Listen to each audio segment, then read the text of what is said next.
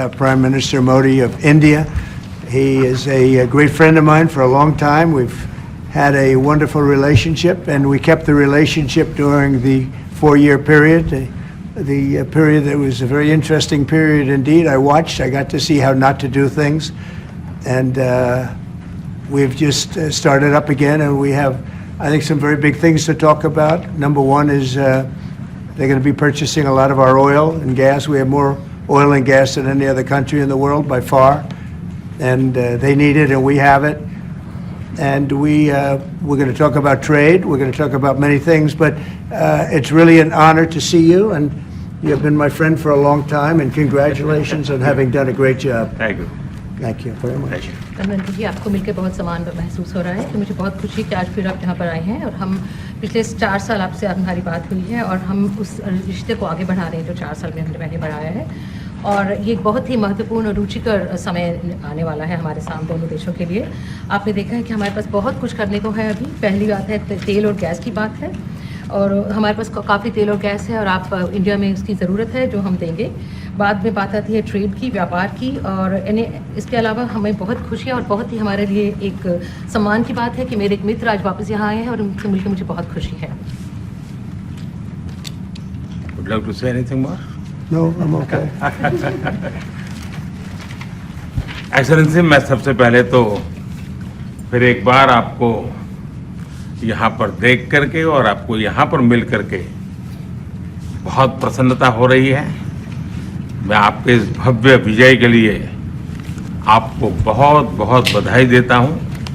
न सिर्फ मेरी तरफ से, 140 करोड़ भारतवासियों की तरफ से आपको मैं बहुत बहुत बधाई देता हूँ और बहुत बहुत शुभकामनाएं देता हूँ। Your Excellency, I am delighted to see you back in the White House and to meet with you today in this room. On behalf of 1.4 billion people of India, let me convey my heartiest congratulations to you on your grand and historic victory. ये बहुत ही सुखद संयोग है कि भारत की जनता ने 60 साल के बाद किसी प्रधानमंत्री को तीसरी बार लगातार देश की सेवा करने का अवसर दिया है, और मेरे लिए खुशी की बात है कि मुझे इस कार्यकाल में राष्ट्रपति ट्रंप के साथ फिर एक बार कार्य करने का अवसर मिला है। मैं कह सकता हूं कि राष्ट्रपति ट्रंप के पहले 4 वर्ष का मेरा जो अनुभव था, जो गर्मजोशी थी, जो उत्साह था, जो विश्वास था, वही गर्मजोशी, वही उत्साह, वही विश्वास के साथ हम फिर एक बार साथ मिलकर के आगे बढ़ेंगे।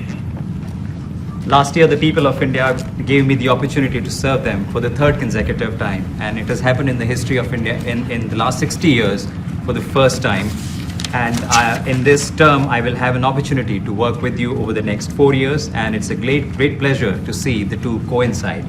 And I can say from my past experience of working with you in your first term that we will continue to advance the India-US strategic partnership with the same warmth, with the same trust, and with the same excitement. और मेरे लिए खुशी की बात है कि आते ही राष्ट्रपति ट्रंप ने एक मित्र की तरह मुझे पुराने अहमदाबाद के स्टेडियम की याद दिलाई। ये बात सही है कि ह्यूस्टन में हाउडी मोदी और गुजरात में अहमदाबाद में नमस्ते ट्रंप, वो दो एक ऐसी बहुत बड़े विशाल कार्यक्रम रहे जिसकी गूंज आज भी भारत के हर कोने में सुनाई दे रही है।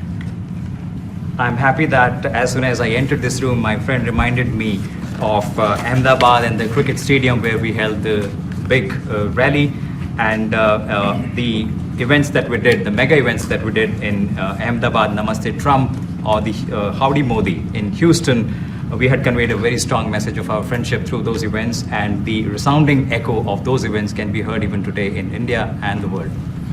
भारत अमेरिका संबंधों को प्रगाढ़ बनाने में, उसको एक नई ऊंचाई देने में और व्यापकता देने में राष्ट्रपति ट्रंप की पहली टर्म की बहुत बड़ी भूमिका रही है, और मुझे विश्वास है कि दूसरे टर्म में भी हम उसी गति से आगे बढ़ेंगे।